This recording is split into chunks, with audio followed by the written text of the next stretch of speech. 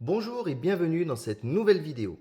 Je m'appelle Alban et aujourd'hui je vous montre la mise en place pour une partie solo du jeu On Mars de Vital Lacerda. Comme à mon habitude, j'ai étalé tout un tas de bazar sur le plateau principal et je vais vous montrer au fur et à mesure ce qu'on fait de ces différents éléments et comment on les met en place pour démarrer notre partie solo. Donc, je vais commencer avec les gros éléments qui permettent, qu'on va pouvoir sortir du plateau assez rapidement. Donc, je vais commencer par ces piles de bâtiments. Donc vous voyez, chaque pile de bâtiments, il va falloir les sortir de leur emplacement. Sans tout faire dégringoler, c'est plus sympa. Je ne sais pas si je vais y arriver. Donc chacune des piles, on va les tourner sur cette face-ci, là où on voit le bâtiment. On va bien les mélanger, autant que faire se peut, parce que quand même les tuiles, c'est pas super pratique à mélanger. Et une fois qu'elles sont bien mélangées, on les réaligne toutes. Vous voyez, il y a une petite encoche là. Donc si on ne veut pas galérer, on a intérêt à toutes les aligner bien comme il faut sur la petite encoche. On les retourne et on les place la petite bosse vers le haut dans leur emplacement à nouveau prêt à être utilisé. Donc je vais faire ça pour toutes les autres piles et je reviens.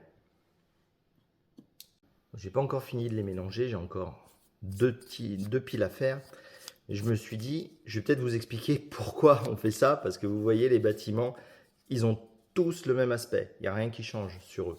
Ce qui change, c'est le dos.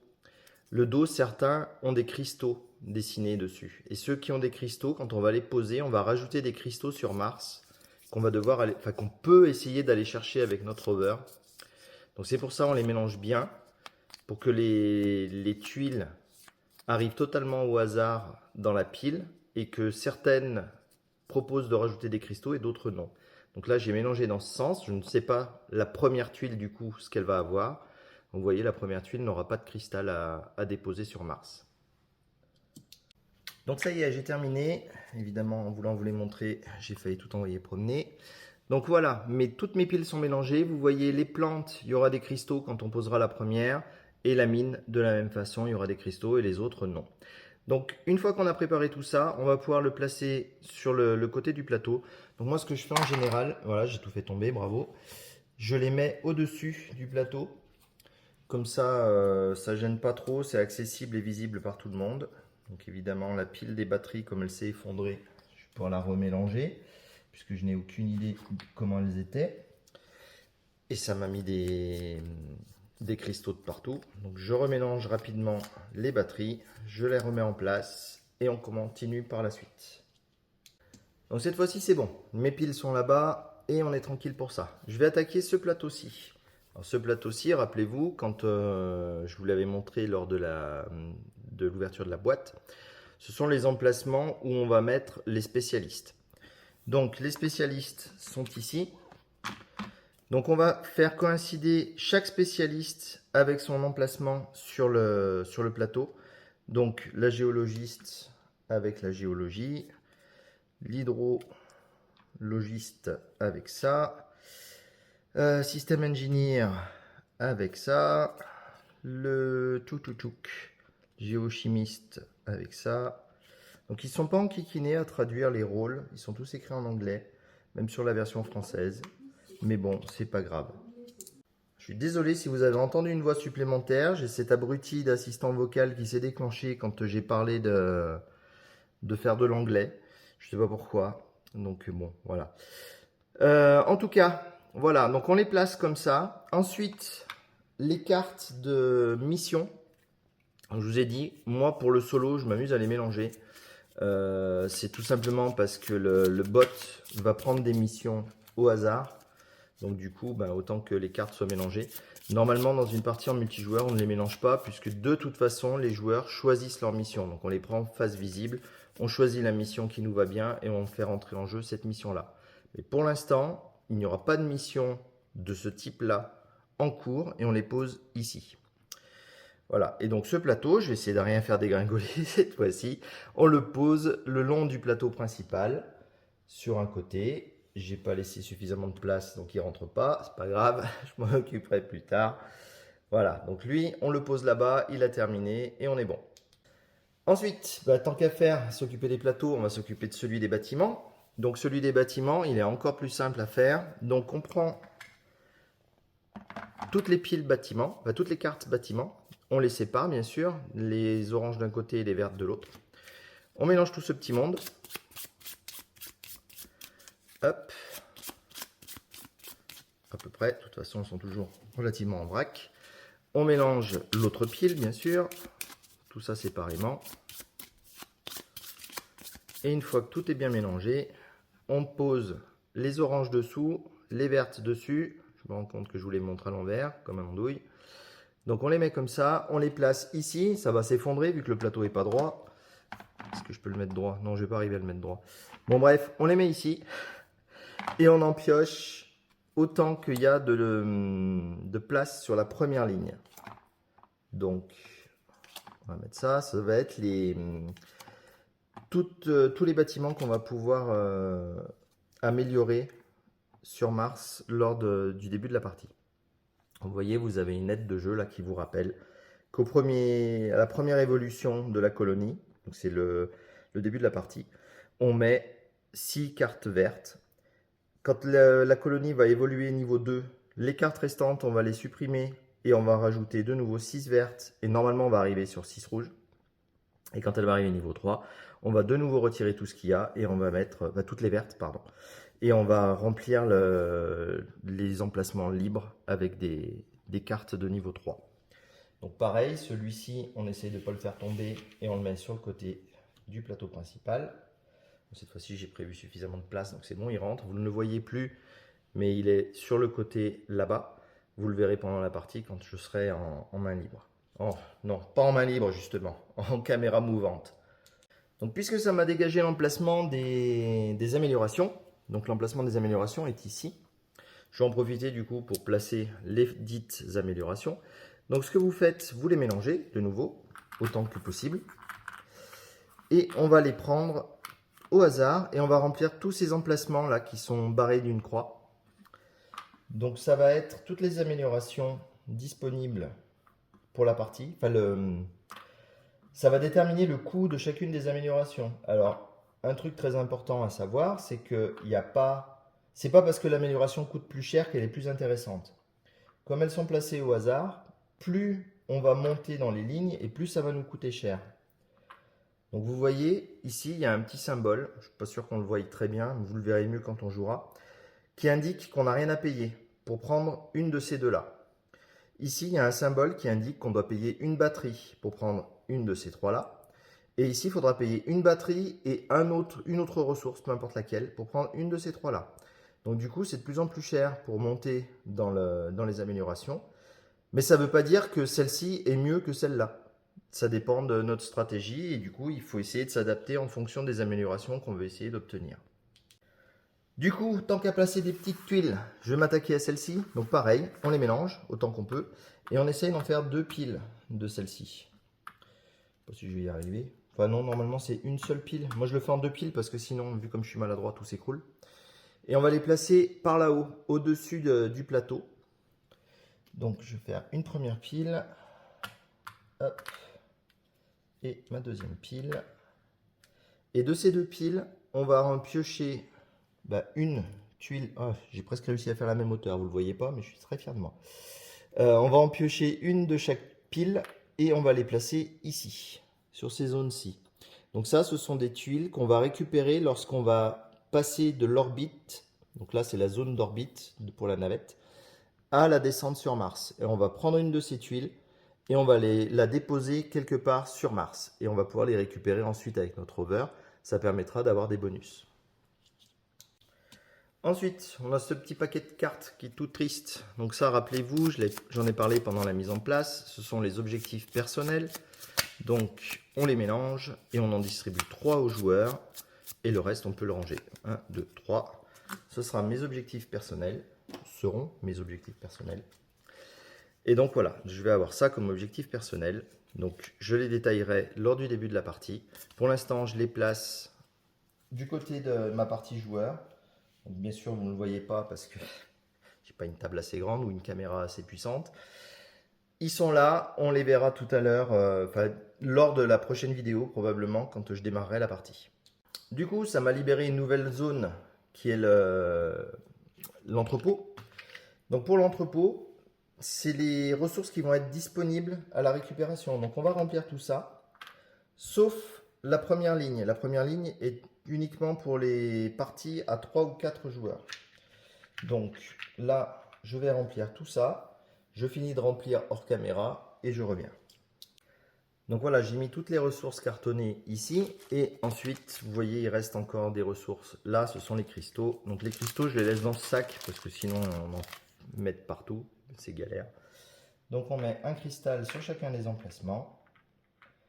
Et là, on a terminé la partie de ressources. Donc les ressources, comme les tuiles bâtiment, je les mets tout ensemble en dehors du plateau. Ça servira à piocher dedans quand il y en aura besoin. Je pense que j'ai fait pas mal de place. Je vais pouvoir attaquer les plateaux joueurs. Alors les plateaux joueurs, je vais essayer de vous les montrer plutôt bien. Parce qu'il y a pas mal de choses à y mettre dessus. Donc j'attrape la petite boîte avec tous mes trucs. Je vais commencer par les navettes. Donc les navettes, c'est très simple. Vous voyez, il y a des emplacements ici.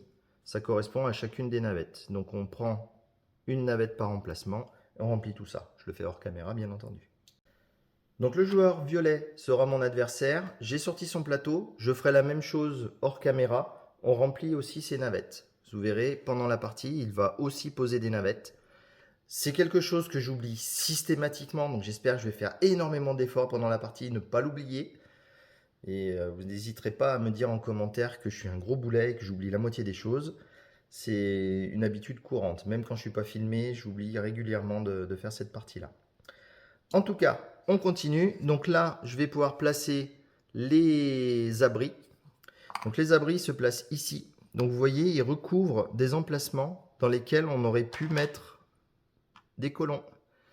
Et donc, tant qu'on n'a pas construit ces abris, on n'a pas le droit d'avoir des colons en plus par rapport aux colons initiaux. Et d'ailleurs, les colons initiaux, ils sont là. On en a 3. Donc, je vais les mettre tout de suite. 1, 2 et 3. Et vous me direz, il te reste un abri. Et oui, il reste un abri qu'on mettra sur le plateau de jeu un peu plus tard. Donc, pour l'instant, je vais le remettre dans la boîte. Au passage, je vais chourer la petite tuile d'amélioration qui, elle, se met ici. Donc cette tuile d'amélioration va nous permettre d'améliorer nos abris. C'est très important parce que vous verrez, il y a un concept que j'expliquerai plus pendant la partie, le concept de complexe. Quand on construit un bâtiment dans On Mars, on n'a pas le droit de le construire adjacent à un autre bâtiment si on n'a pas l'amélioration qui correspond, qui est montée suffisamment haut. La valeur qu'il y a ici va nous indiquer le nombre de bâtiments qu'on peut mettre côte à côte. Donc là, on a un +2. Pas sûr que vous le voyez, mais il y a un +2. Donc ça veut dire que quand je construis un abri, je peux faire un complexe d'au moins 2 bâtiments. Quand on commence avec les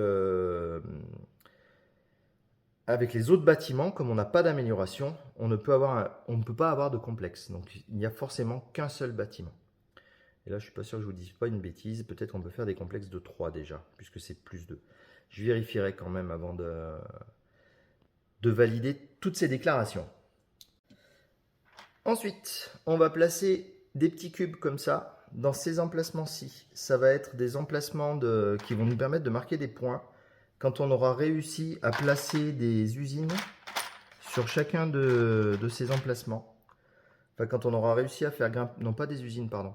Quand on a réussi à placer un bâtiment de ces types-là, on va faire monter une piste par là qui va faire monter la colonie. Et du coup, on va pouvoir poser ces cubes pour indiquer qu'on l'a fait. Donc voilà, j'ai fini de placer mes petits cubes. J'en ai profité pour regarder les règles quand même, parce que ça m'ennuie de vous dire n'importe quoi tout le temps. Alors je reprends l'histoire des complexes. Donc là, c'est effectivement ça, il y a un +2, donc j'ai le droit de connecter un nouvel abri à 2 autres abris. Du coup, ça va me faire un complexe de 3. Si je veux récupérer par exemple les plantes, les constructions de plantes, donc je commence au début, elle est à +1, donc j'aurai le droit de créer un complexe de 2, puisque je vais connecter cette plante, mon bâtiment de production de plantes, à un seul bâtiment, donc le niveau de la tuile technologie. Et de la même façon que si j'arrive à +5, je pourrais connecter un bâtiment à un complexe existant de 5 bâtiments comme ça, et du coup créer un bâtiment de 6, un complexe de 6. Donc ça, c'était la première bêtise dont j'étais pas très sûr. Et la deuxième bêtise, ce sont mes petits cubes. Alors les petits cubes, effectivement, ils vont bien venir se placer ici. À chaque fois qu'on construit quelque chose en relation avec les différentes ressources. Mais la chose en question, c'est un complexe. Donc ça veut dire que il faut que je construise un complexe de batterie, par exemple, donc que j'ai l'invention batterie, enfin l'amélioration de batterie, et que je place une deuxième tuile, au moins une deuxième tuile complexe, une deuxième tuile batterie dans un complexe de batterie. Et à ce moment-là, j'aurai le droit de recouvrir ma couleur avec ce cube. Ces cubes vont nous permettre de gagner des points lorsqu'il y a des phases de scoring. Autre chose, je ne suis pas obligé, moi, d'avoir l'amélioration. Elle peut être sur le plateau de mon adversaire, comme en multijoueur. Donc à ce moment-là, je peux utiliser l'amélioration de mon adversaire pour également construire un complexe. Et je gagnerai également mon cube. Donc on le fait une seule fois lors du premier complexe qu'on construit. Et voilà.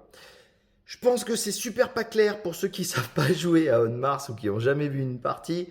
Mais rassurez-vous, j'expliquerai ça plus en détail lorsque ce sera le moment. Donc désolé si le cadrage a légèrement changé. J'ai quelques galères avec l'appareil photo, comme toujours. Donc voilà, donc là j'ai expliqué un peu les complexes, comment ça allait fonctionner. Les cubes, donc là j'ai mis en place tout ce qu'il y avait à mettre en place sur mon plateau joueur pour l'instant. Donc ce que je vais faire, je vais simplement le glisser sous le plateau principal. Comme ça, pour la partie, il sera bien ici. Et du coup, je vais faire la même chose avec celui-ci. À ceci près que je ne vais placer que les fusées. Pour les colons, il s'en moque. Il en a toujours le nombre qu'il lui faut. Je vais aussi placer ces cubes. Ça, il va s'en servir. Et pour les abris, je vais les mettre parce que ce sera plus pratique que d'aller les chercher dans la boîte. Mais techniquement, il n'y a pas besoin de lui les mettre puisqu'il ne débloque pas les emplacements. Donc je fais ça et je reviens. Voilà, c'est terminé. Donc je lui ai mis les fusées, je lui ai mis les petits cubes parce que lui aussi va créer des complexes et gagner des points avec ça. Je lui ai mis tout ça pour pas m'enquiquiner à aller chercher dans la boîte. Et surtout, on n'oublie pas sa tuile d'amélioration, juste parce que ça va le bloquer pour pouvoir faire trop d'amélioration. Donc voilà, là c'est tout prêt. J'ai sorti tout un tas de pions parce que j'ai galéré à récupérer tout ça au fond de la boîte.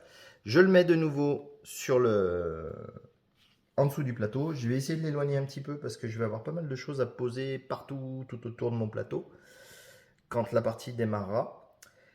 Et là, normalement, on est bon pour la première phase de la disposition des plateaux joueurs et des éléments joueurs. En tout cas, leurs plateaux sont prêts. Et maintenant, les éléments restants, il va falloir les placer sur Mars. Donc, puisqu'on en est à parler du plateau solo, je vais m'occuper de mélanger ces cartes. Et une fois qu'elles sont mélangées, je vais les placer à côté de son plateau. Donc ça, on s'en sert plus pour l'instant.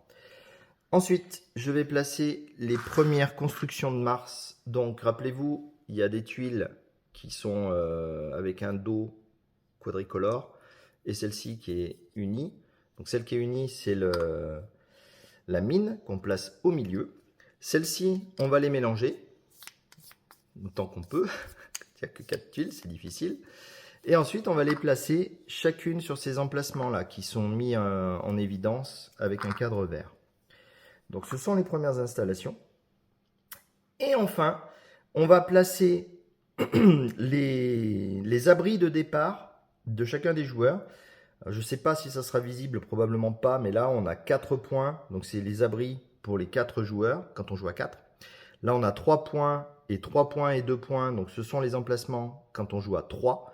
Et 2 points et 2 points, ce sont les emplacements quand on joue tout seul. Ces abris n'ont pas énormément d'importance. L'emplacement des abris n'a pas énormément d'importance.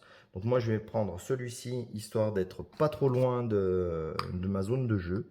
Et je vais mettre l'automa au-dessus. Donc, voilà. Faut prendre garde à toujours mettre la petite bosse vers le haut et la petite encoche vers le bas. Vous voyez, les trucs s'enquillent bien les uns dans les autres. Et là, on est bon pour une première partie. Une première partie des placements des accessoires des différents joueurs. Ensuite, on va prendre un petit bot pour les humains et on va le placer ici. On va faire la même chose, on va prendre un petit bot pour l'automa, mais lui, on va le placer ici. Donc l'automa, il ne fonctionne pas exactement comme un joueur humain. Lui, il va construire les différents bâtiments en fonction de la position de son bot. Donc ça, vous le verrez pendant la partie. Puisque j'en suis à gratouiller le fond de la boîte, je vais récupérer les marqueurs de points. Et donc les marqueurs de points, on les met à 0.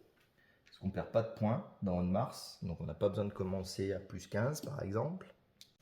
Ensuite, je vais récupérer le LSS. Je vais le mettre ici, sur le niveau 1. Donc là, il va falloir commencer... Pardon, je vais le mettre ici, sur le niveau 1. Donc le niveau 1 est visible. Et donc là, sur ces emplacements-ci, on va y mettre tous ces petits carrés qui vont indiquer la progression de notre colonie sur Mars.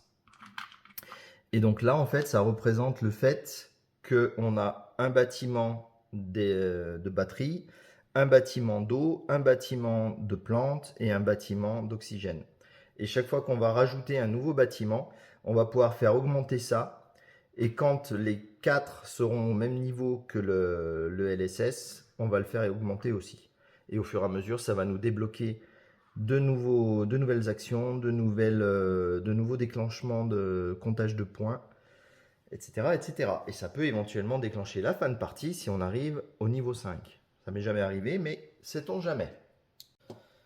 Donc si on continue avec les petits trucs en bois, il y a tous les spécialistes, vous voyez, eux ils vont aller simplement sur leurs cartes respectives. Donc vous ne les voyez plus les cartes, mais je vais les poser et vous les verrez quand on démarrera la partie.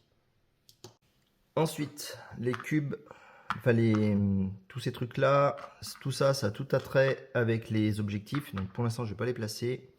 Je vais récupérer ça, ça.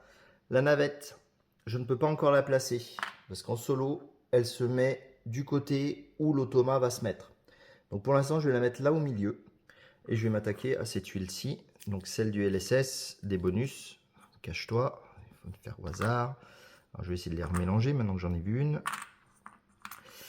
Donc on mélange comme on peut, comme toujours, et on en place 4 ici en haut.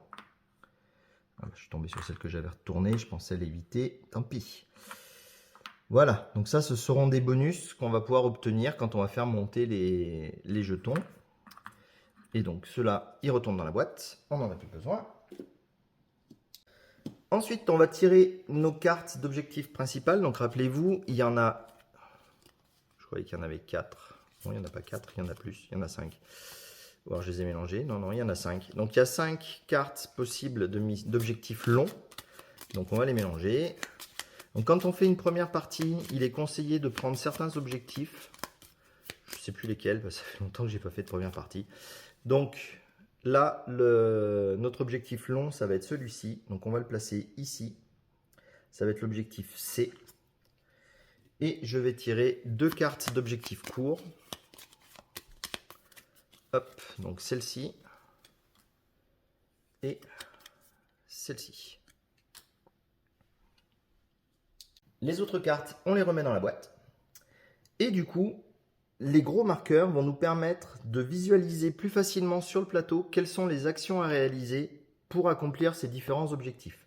Donc typiquement celui-ci, ça va être de récupérer des cartes de bâtiment. Donc on place le A à côté de l'action qui correspond. Je ne sais pas si vous verrez bien, mais il y a la même icône des deux côtés.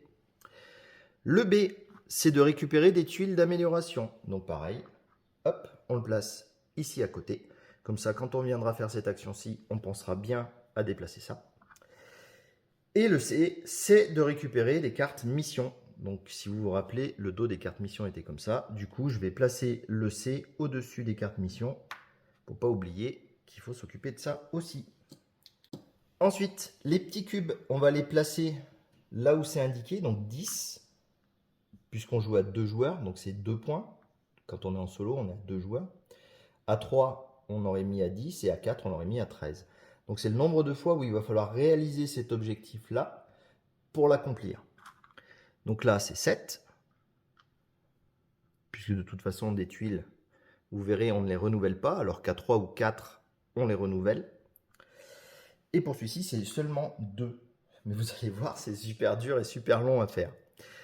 Ensuite, le gros cube, on va le placer ici.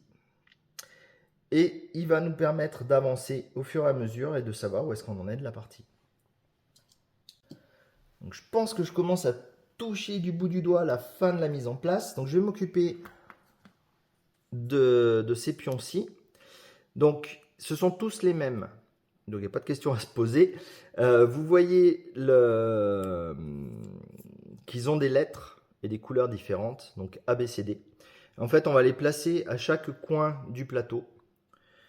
Donc en les mettant par paire. Ce sont des bonus qu'on va pouvoir aller chercher avec notre rover qui vont nous débloquer immédiatement une action bonus qui est d'améliorer deux fois d'augmenter deux fois une amélioration gratuitement. C'est surtout le gratuitement qui est important parce que ça coûte cher de faire des améliorations. Vous verrez pendant la partie. Donc voilà, le plateau est prêt.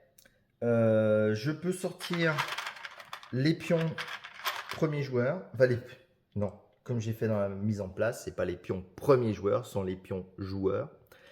Donc je vais les poser maintenant. Comme souvent avec la Cerda, il y a un pré-tour de jeu, un tour d'initialisation de la partie.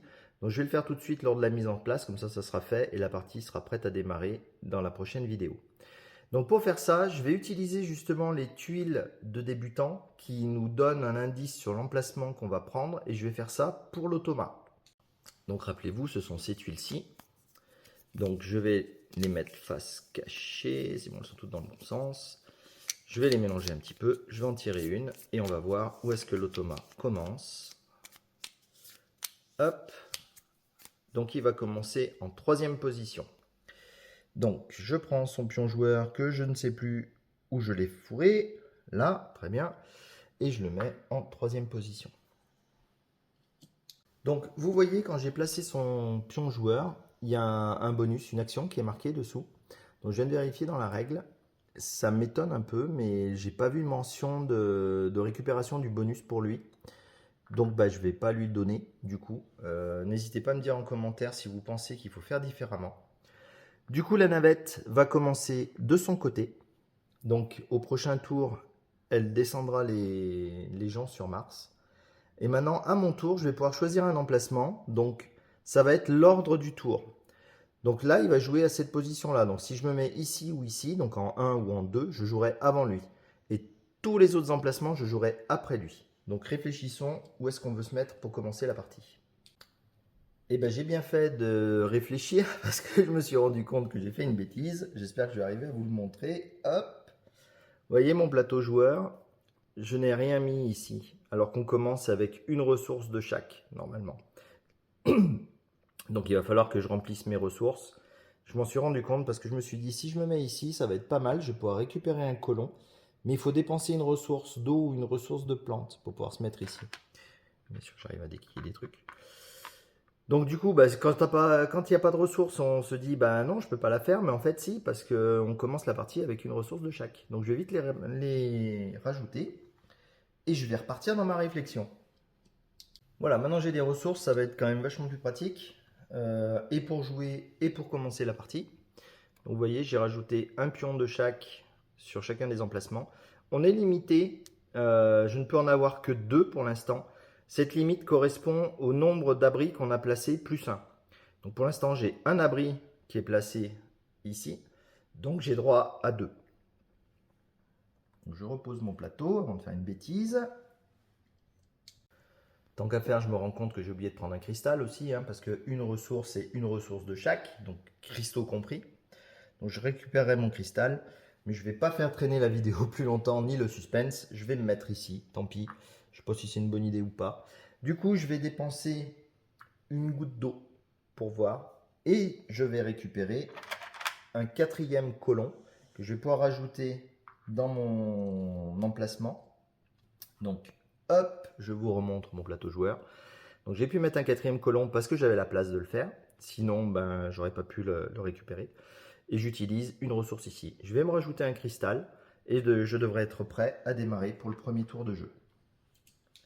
Voilà, j'ai pris mon cristal, j'en ai donné un aussi à l'automa parce que l'automa ne gère pas de ressources, mais les cristaux, ça il aime bien et il en a besoin en plus, vous verrez pendant la partie, ça sert à faire certaines actions.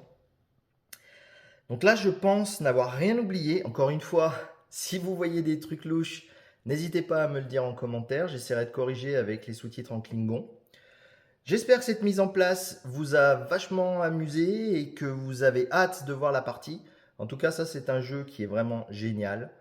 Bon, il y en a de partout, vous voyez, il y a plein d'objectifs différents, il y a plein de choses à faire. Donc, j'espère que je m'en sortirai pas trop mal, que je ferai pas trop d'erreurs de règles. En tout cas, si vous voulez pas rater la partie, pensez à vous abonner. Et puis, en attendant que je publie la première session de jeu, je vous souhaite de bien vous porter et je vous dis à très bientôt. Salut!